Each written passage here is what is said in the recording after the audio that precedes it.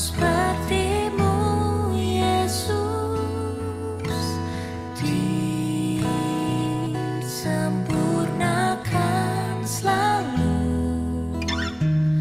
dalam setiap jalanku, memuliakan nama-Mu.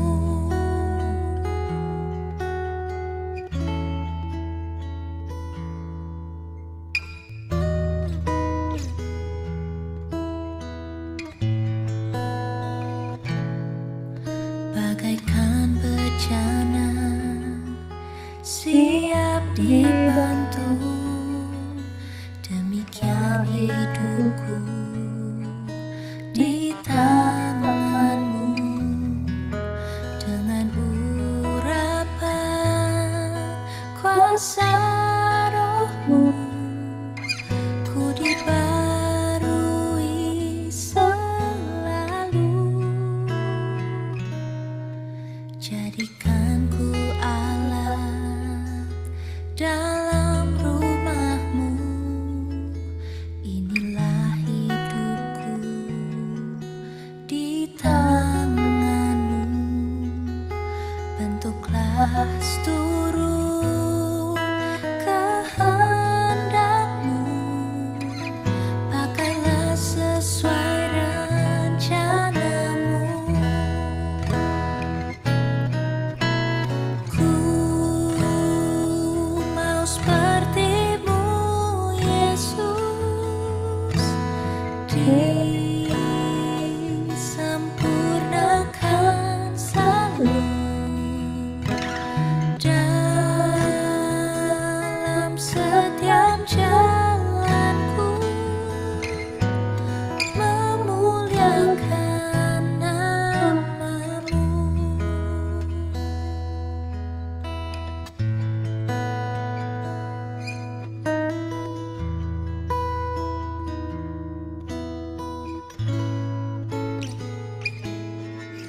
Bagaikan bencana siap dibantu, demikian hidupku di tangan-Mu.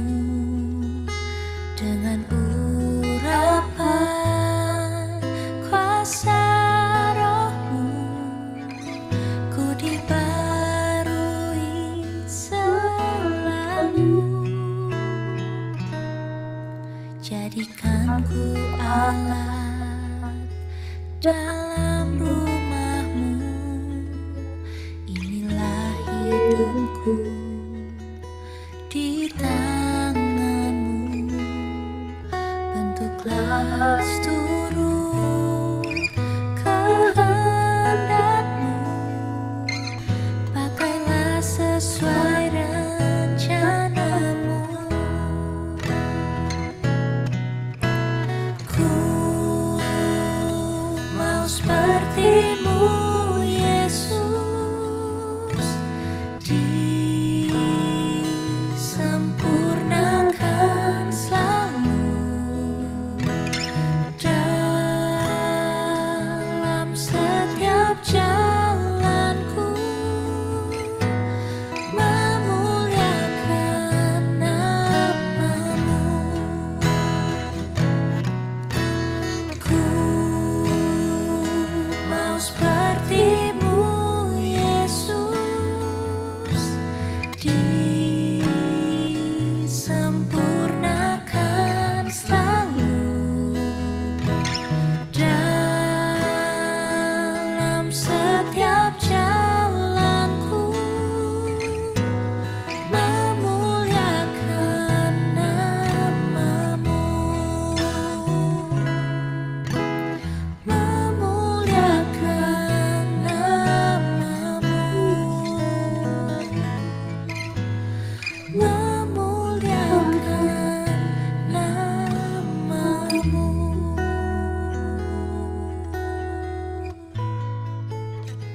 Mau seperti-Mu, menyenangkan hidupku jadi seperti-Mu. Kami mau menyenangkan hati-Mu Tuhan. Amin Yesus. Menyenangkan-Mu, senangkan-Mu. Menjadi seperti-Mu Bapa, itu kerinduan kami Tuhan Yesus. Engkau Allah yang kudus, Engkau Yesus Kristus, yang taat, yang merendahkan dirinya, bahkan taat sampai mati di kayu salib, menanggung dosa seluruh umat manusia. Bapa di surga, kami mau menjadi seperti-Mu, kami mau bertumbuh di dalam Engkau. Engkau ada di dalam kami, dan kami ada di dalam Engkau, dan kami mau hidup sama seperti Engkau hidup Tuhan. Merendahkan dirinya dan taat sampai mati di kayu salib, dan Engkau telah menyerahkan dirimu sebagai anak Allah yang maha tinggi, yang menjadi sama dengan manusia dan mengambil rupa sebagai hamba. Bapak, kami sadari bahwa banyak hal yang perlu kami sangkal dalam diri kami. Seringkali kami berjuang untuk keinginan kami. Seringkali kami berjuang untuk meraih apa yang kami inginkan, apa yang kami pikirkan. Tetapi pada akhirnya kami gagal, Tuhan. Sebab apa yang kami kehendaki tidak sesuai dengan kehendak-Mu. Bapa di surga, kami rindu untuk mengenal hati Tuhan. Kami rindu mengenal Putra Tunggal yang kudus, yang sulung dalam Kristus Yesus, untuk kami menjadi serupa dan segambar dengan Engkau. Sebab Engkau menciptakan kami serupa dan segambar untuk menjadi seperti yang Engkau mau. Di dalam nama Yesus Kristus Tuhan, kami rindu kami dibaharui dengan firman-Mu Bapa. Dalam nama Yesus Tuhan kami berdoa dan mengucap syukur. Haleluya, haleluya, terpuji nama Tuhan. Kami berdoa dan mengucap syukur. Haleluya, amin. Selamat pagi, shalom.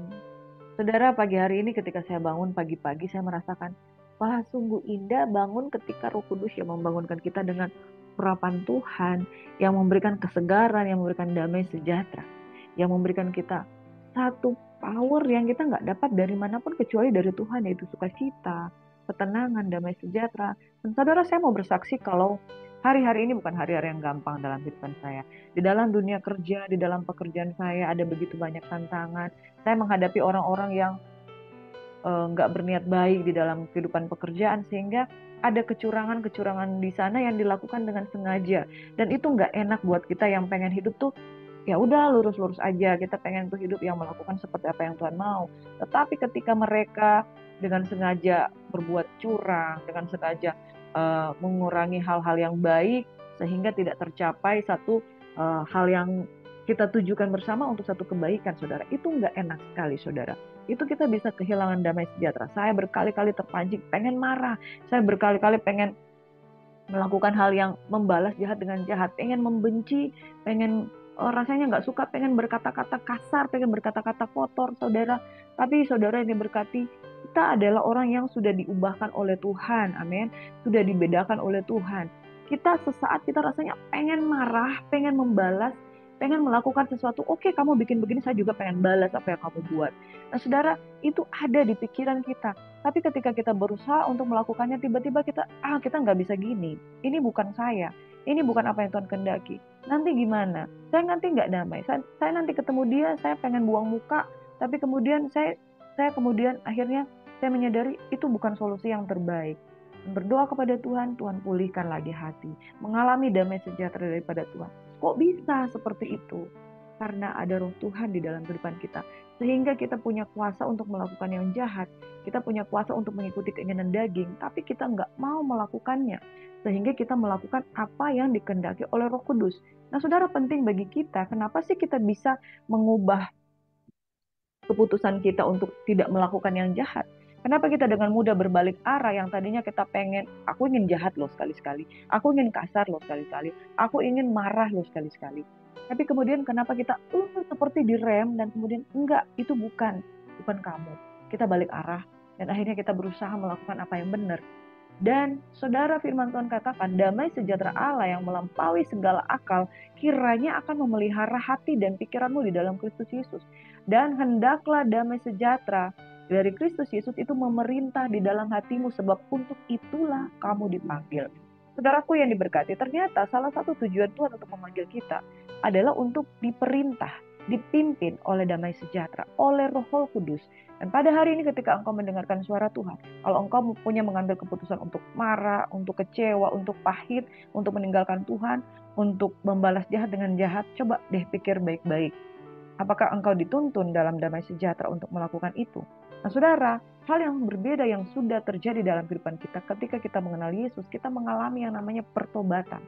Pertobatan epistrofe. Dari kita yang mau melangkah ke sana, kita berubah. Yuk kita balik arah ke arah Tuhan. Dan kemudian apa yang membuat kita berubah? Karena kita terjadi perubahan paradigma, perubahan pola pikir, perubahan metanoia, yaitu akal pikiran kita yang jahat itu dibaharui dengan sesuatu yang adikodrati, yang bukan aku yang lakukan, tapi Tuhan yang kerjakan. Nah inilah saudara, betapa pentingnya perubahan pola pikir sehingga dapat merubah kehidupan kita dari manusia lama kepada manusia yang baru. Dan kita perlu yang namanya Roh Kudus untuk mengubahkan kita. Satu kebenaran firman Tuhan yang kita akan belajarkan pada pagi hari ini, kita pengen berbuah, amin. Buah itu akan menghasilkan buah yang sesuai dengan akarnya. Kalau akar kita benar, buah kita juga benar. Kalau kita ingin menghasilkan buah-buah yang baik, berarti kita harus meninggalkan perbuatan lama kita, daging kita yang jahat. Makanya firman Tuhan katakan, hasilkanlah buah sesuai dengan pertobatanmu. Hasilkanlah buah dari pertobatanmu, dari pengenalanmu. Ketika engkau mulai mengenal Tuhan, maka akan ada buah-buah yang baik. Tanpa pertobatan, tentu buah yang kita hasilkan masih dari akar manusia kita yang lama. Pagi hari ini firman Tuhan mengingatkan kita, Matius 3:8, jadi hasilkanlah buah yang sesuai dengan pertobatan. Adakah buah yang tidak sesuai dengan pertobatan? Nah saudara, kalau kita dikatakan kita mengenal Yesus, kita dikatakan kita mengikuti Tuhan, pasti perbuatan kita harusnya, ku mau sepertimu Yesus, sesuai dengan pertobatan, yaitu menghasilkan buah dari kebenaran yang kita ketahui di dalam Kristus Yesus. Saudara, mari hasilkan buah dari sesuai pertobatan. Kalau kita tidak berbuah, nggak sesuai dong dengan pertobatan kita. Saudara, kalau kita sudah bertobat, mulut kita harus bertobat, tangan kita harus bertobat, pikiran kita harus bertobat. Kalau kita katakan bertobat, ada buahnya. Buah adalah bukti. Pagi hari ini kita akan belajar kebenaran firman Tuhan. Saudara, kita lihat ya, seger ya, kita melihat buah, ya buah stroberi yang dihasilkan merah, ada yang asam, ada yang manis. Dan kalau diolah itu menghasilkan sebuah ekstrak yang menambah ya vitaminnya sangat tinggi di sini, vitamin C, antioksidannya juga luar biasa ya saudara. Dari buah stroberi ini kita lihat seger kalau kita menghasilkan buah. Nah saudara, pagi hari ini kita akan belajar dari Matius 3 ayat 1 hingga 12. Hasilkan buah dong dari pertobatan. Karena dari pertobatan gak akan mungkin seseorang itu, kalau orang sudah bertobat berarti dia udah mengalami Tuhan. Kalau ada Yesus di dalam diri dia, berarti perbuatan-perbuatan yang dikerjakan oleh Roh Kudus di dalam Kristus Yesus itu pasti akan menyertai. Jika tidak, patut diragukan, patut dipertanyakan, apakah benar ada Yesus di dalam hatimu? Matius 3 ayat 1 hingga 12 berbicara tentang kisah Yohanes Pembaptis. Pada waktu itu tampillah Yohanes Pembaptis di padang gurun Yudea dan memberitakan, bertobatlah, sebab kerajaan sorga sudah dekat. Nah, kenapa ada kerajaan sorga, saudara? Sebab Yohanes ini adalah putra dari Elizabeth, saudara dari Maria, saudara.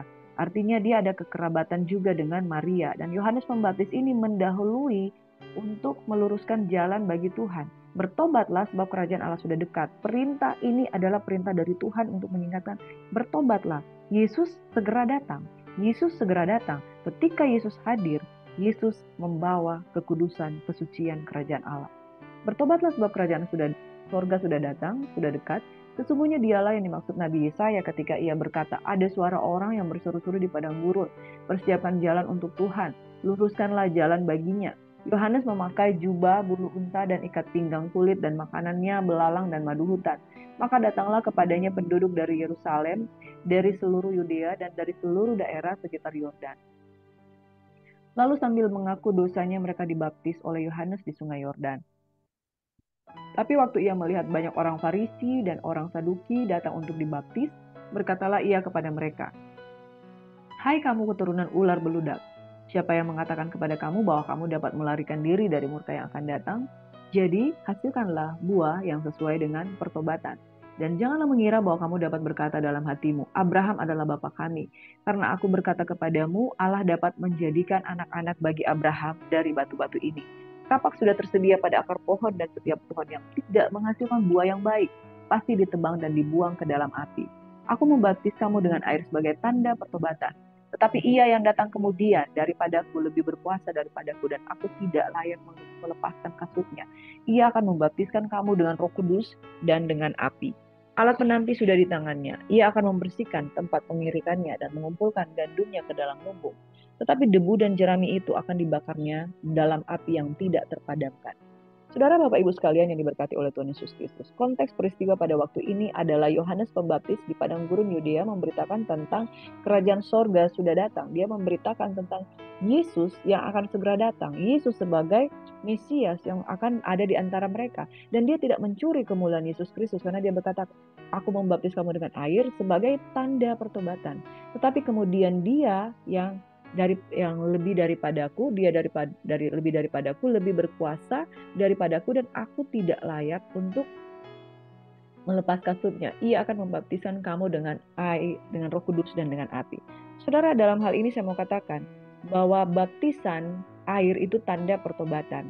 Tetapi kehadiran Yesus Kristus itu merupakan baptisan Roh Kudus di dalam diri saudara. Ya, ketika ada Roh Kudus di dalam diri saudara, maka saudara akan diubahkan dan akan mengalami bagaimana Roh Kudus itu ada di dalam hidup saudara. Nah, saudara, konteks dari ayat ini adalah menyambut kedatangan Yesus pada kali yang pertama. Menyambut kedatangan Yesus bukan sebagai bayi, tapi menyambut kedatangan Yesus sebagai kerajaan sorga yang ada di tengah-tengah mereka. Nah, pada waktu itu, Yohanes Pembaptis, dia melihat penduduk Yerusalem datang dari seluruh Yudea dan seluruh daerah di sekitar Yordan. Mereka mengaku dosa kepada Yohanes dan mereka dibaptis. Mereka menganggap Yohanes ini adalah Elia pada zamannya Elia, yang seolah-olah Elia yang dibangkitkan. Karena mereka melihat bagaimana kuasa Tuhan di dalam diri Yohanes. Nah, saudaraku, ketika Yohanes melihat orang Farisi, orang Saduki datang untuk dibaptis, dia menegur mereka. Kamu keturunan ular beludak. Siapa yang mengatakan kepada kamu bahwa kamu dapat melarikan diri dari murka yang akan datang? Saudara, di dalam konteks ayat ini bahwa Yohanes sedang memberitakan bahwa pertobatan tidak hanya sekedar kulit luar. Banyak orang dibaptis hanya kulit luar saja. Tubuhnya dibaptis dan berkata, aku percaya bahwa kuasa baptisan ini akan membasuh saya dari dosa. Saudara, kalau kita cuma percaya bahwa kuasa baptisan itu hanya membasuh kita dari luar, tidak dari hati kita nggak berubah, hati kita nggak bertobat, maka apa bedanya kita dengan keturunan ular beludak? Yaitu ular beludak itu licik, saudara. Simbol dari iblis, pendusta. Luarnya kelihatan sudah disucikan, tapi dalamnya tidak disucikan. Makanya penting menghasilkan buah dari pertobatan. Bukan baptisan yang menyelamatkan. Baptisan adalah tanda. Dan tanda ini adalah seremonial. Nah, saudara menikah. Saudara menikah di catatan sipil. Tapi ada upacaranya juga. Upacaranya itu di mana engkau datang ke gereja dan diberkati. Dengan berkat itu sah sebagai suami istri di hadapan Tuhan. Demikian pula baptisan. Baptisan itu adalah tanda seremonial. Engkau mungkin sudah bertobat dengan sungguh-sungguh kepada Tuhan. Tapi tandanya apa? Engkau berdiri di hadapan Tuhan, di hadapan hamba Tuhan, lalu engkau dibaptis, engkau merayakan, engkau declare. Jadi ketika kita datang kepada Tuhan memberi diri dibaptis, kita declaration. Nah, ketika sama seperti pernikahan, declare di hadapan Tuhan, declare di hadapan jemaat. Jadi ada saksi di langit, di bumi dan di surga yang melihat bahwa pernikahan ini suci, kudus di hadapan Tuhan. Demikian juga pembaptisan, saudara. Pembaptisan itu adalah seremonial, declaration di hadapan Tuhan, diberkati oleh hamba Tuhan. Declaration kepada dunia, iblis melihat bahwa ini adalah anak Allah yang sudah bertobat, dan declaration kepada umat Tuhan bahwa saya ini sudah menjadi milik Kristus. Dengan declaration itu, akhirnya kita mulai menjalani hidup di dalam Tuhan dan menjalani hidup di dalam Tuhan dan kemudian menghasilkan kehidupan yang sesuai dengan apa yang kita deklarasikan. Nah, kalau saudara menikah dengan satu orang suami, saudara sedang mendeklarasikan, aku ini punya suamiku. Nah, kalau saudara mendeklarasikan di dalam baptisan, saudara deklarasikan bahwa hidupku ini milik Tuhan. Dan ketika saudara deklarasikan, surga melihat, dunia melihat, iblis melihat, dan saudara menjalani untuk membuktikan baptisan itu bahwa saudara deklarasikan, saudara mau meninggalkan manusia lama. Makanya baptisan itu bukan sekedar tampilan luar seremonial, tapi hidupmu di dalammu gak berubah, dan engkau gak hidup sesuai dengan deklarasimu itu untuk pertobatan, untuk baptisan, untuk tanda pertobatan. Makanya ketika Matius 3 ayat 1 hingga 12, sebelum Yesus tampil, Yohanes Pembaptis menyuarakan tentang pentingnya hidup yang dideklarasikan untuk bertobat. Lalu orang Farisi dan orang Saduki datang. Mereka datang untuk dibaptis. Yohanes itu punya suara Tuhan di dalam dirinya. Dia tahu orang ini terbiasa dengan seremonial, melakukan upacara-upacara keagamaan tanpa menggali apa yang ada di dalam hatinya untuk mengalami perubahan. Orang Farisi orang yang rajin membaca Taurat dan mereka mempercayai tentang kuasa kebangkitan. Mereka menanti-nantikan Mesias, tetapi mereka tidak mengenal Yesus. Mengapa, saudara? Ketika seorang jatuh di dalam dosa, matanya dibutakan. Dan even Yesus ada di depanmu, saudara tidak akan mampu melihat. Orang Saduki, orang juga yang mempelajari kitab-kitab suci, saudara. Tapi mereka tidak mempercayai tentang kebangkitan. Nah, lebih lagi, mereka tidak percaya kebangkitan, mereka tidak akan percaya dengan Mesias yang akan hidup kemudian bangkit pada hari ketiga. Makanya saudara, kenapa di dalam kebenaran firman Tuhan orang Farisi sangat ditentang? Pada saat mereka mempelajari kitab suci, pada saat mereka mempercayai kebangkitan, mereka tidak menerimanya. Nah, ini hal yang berbahaya.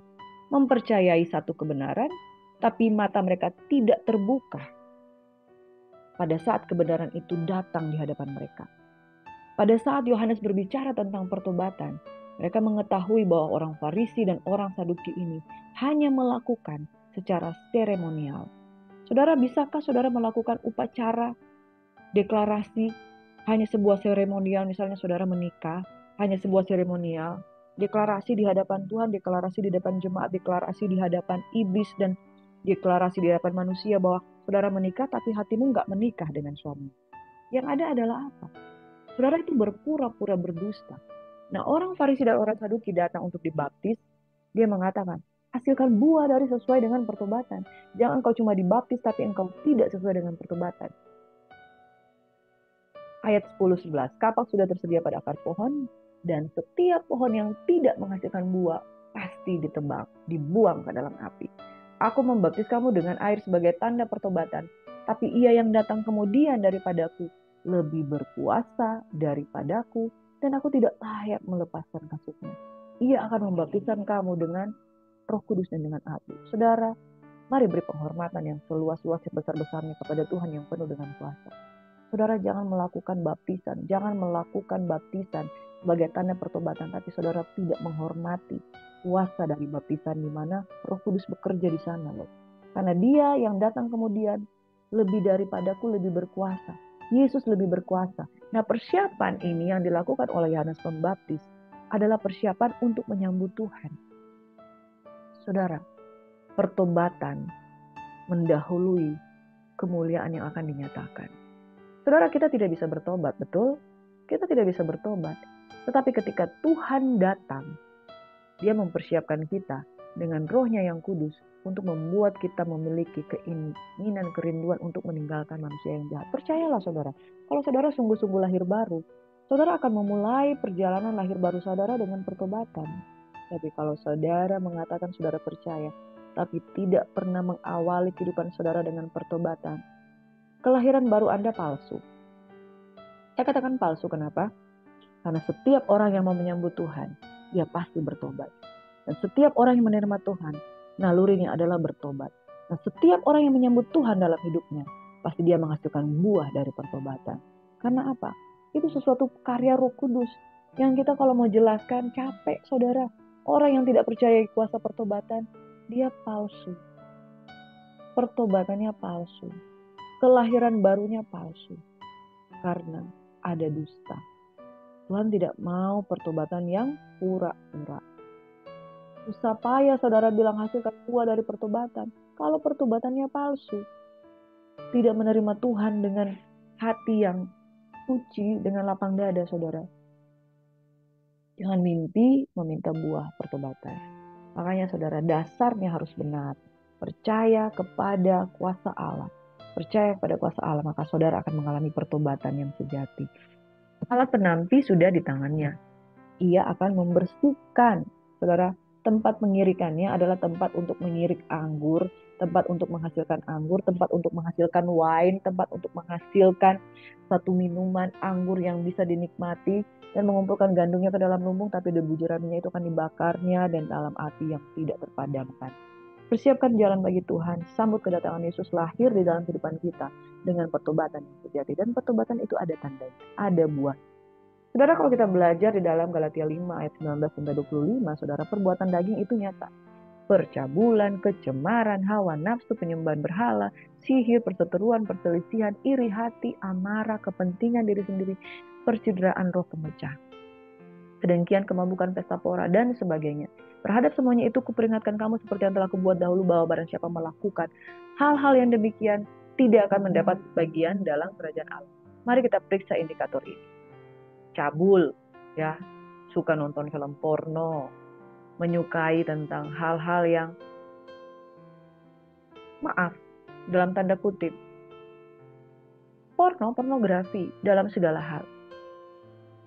Percabulan, kecemaran, mencemarkan hati dengan segala macam hal yang jahat dalam hati, hawa nafsu, terburu-buru, apa-apa emosi, penyembahan berhala, sihir, perseteruan, okultisme itu sihir, penyembahan berhala, perselisihan, sukanya berperang terus, sukanya berseteru terus, iri hati, apa-apa invite kepada orang, amarah, kepentingan diri sendiri, ya rupa-rupa saudara, kedengkian, mabuk-mabukan, kemana-mana mabuk, kemana-mana minum, kemana-mana melakukan keonaran, gak bisa menahan diri, gak bisa menguasai diri, pesta pora di mana-mana.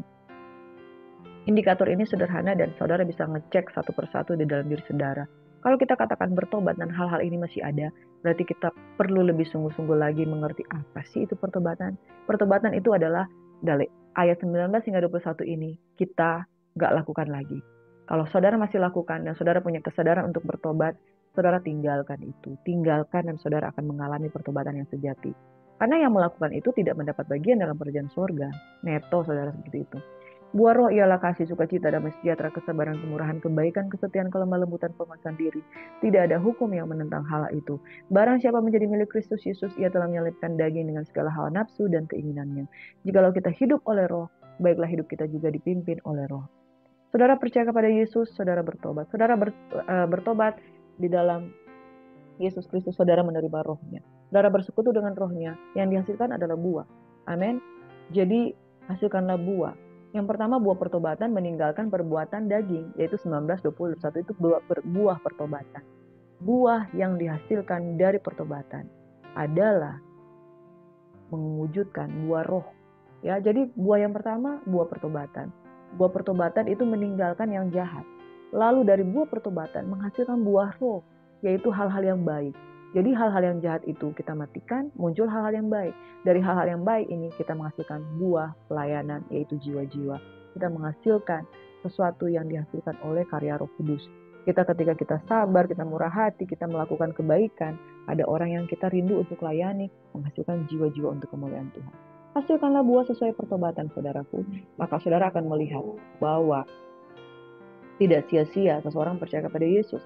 Orang Farisi, orang Saduki melakukan baptisan hanya karena sekedar upacara, seremonial. Saudara punya keimanan dengan melakukan sekedar upacara seperti itu, saudara tidak akan menghasilkan buah. Tapi kalau saudara bertobat, maka ada buah yang saudara hasilkan. Buah pertobatan, buah roh, dan buah pelayanan. Tuhan kiranya menolong kita semua. Amin. Saudara, firman Tuhan tidak menghakimi, tapi firman Tuhan adalah cermin. Jikalau saudara mencermin dan saudara merasa ada hal yang perlu dipulihkan, maka saudara hari ini ketika engkau mendengarkan suara Tuhan, jangan keraskan hatimu. Mari bertobat, mari berdoa. Bapa di surga, kami mengucap syukur. Firman Tuhan pada pagi hari ini adalah untuk mengingatkan kami untuk meninggalkan yang jahat, karena apa yang kami tinggalkan, hal-hal yang jahat, membawa damai sejahtera, buah-buah roh dalam kehidupan kami. Bapa, terima kasih. Pagi hari ini kami rindu pengurapan-Mu memberkati anak-anak Tuhan yang hari ini mendengarkan firman Tuhan. Mereka mengalami pemulihan dalam hati mereka. Mereka mengalami damai sejahtera dalam hidup mereka. Mereka mengalami kuasa Tuhan dalam hidup mereka. Bapak, terima kasih Tuhan. Buat Roh Kudus tidak menjadi sia-sia ada dalam kehidupan kami. Kami hormati, kami hargai, karena Engkau Tuhan jauh lebih berkuasa daripada apa yang kami pikirkan. Tuhan Yesus, tolong kami sepanjang hari ini. Kami tidak marah, kami tidak emosi, kami tidak iri hati, kami tidak melakukan hal-hal yang jahat. Kami tidak mengikuti keinginan daging, tapi kami mengikuti keinginan roh. Barang siapa menjadi milik Kristus, Dia sudah menyelipkan diri dan segala hawa nafsunya. Kami berbuah, kami bertobat, dan dalam nama Yesus kami membawa jiwa-jiwa bagi kemuliaan Tuhan. Haleluya, haleluya. Saya merasakan pengurapan yang luar biasa pagi hari ini, saudara. Mari angkat kedua tanganmu dan terimalah pengurapan baru. Tuhan memberkati, mengurapi bagi setiap jiwa yang haus akan Tuhan, yang menghormati Tuhan, yang rindu untuk sungguh-sungguh bertobat. Mati dalam manusia daging manusia lama dan bangkit sebagai manusia baru dalam Tuhan. Diberkatilah orang yang datang dalam nama Yesus, diberkatilah mereka yang sakit supaya mereka sembuh, yang lemah dikuatkan, yang susah dihiburkan, yang berbeban berat Tuhan memberikan kelegaan. Rumah-rumah tangga yang diambang perceraian, rumah-rumah tangga yang diambang perpisahan, rumah-rumah tangga yang mengalami percekcokan karena mengikuti keinginan daging. Tuhan Yesus selamatkan mereka. Anak-anak muda yang terlibat di dalam pernikahan muda, yang tidak tahu bagaimana menyelesaikan masalah emosi dalam keluarga, Tuhan tolong mereka Bapa, agar roh pertobatan yang mengalami perselingkuhan, percabulan, perjinahan, hawa nafsu, mengingat kembali akan kasih Tuhan dan kemudian mereka meninggalkan yang jahat. Kemudian mereka menghasilkan buah pertobatan yang sejati. Bapa terima kasih, urapanmu memampukan, urapanmu menguatkan. Kami rindu setiap jemaat Tuhan yang mendengarkan firman Tuhan tidak akan sia-sia. Mereka diberkati, mereka dikuduskan, mereka diurapi, mereka diselamatkan. Dalam nama Yesus kami berdoa, mengucap syukur sambut berkat dengan hari ini. Haleluya. Amin. Shalom and God bless you Tuhan Yesus.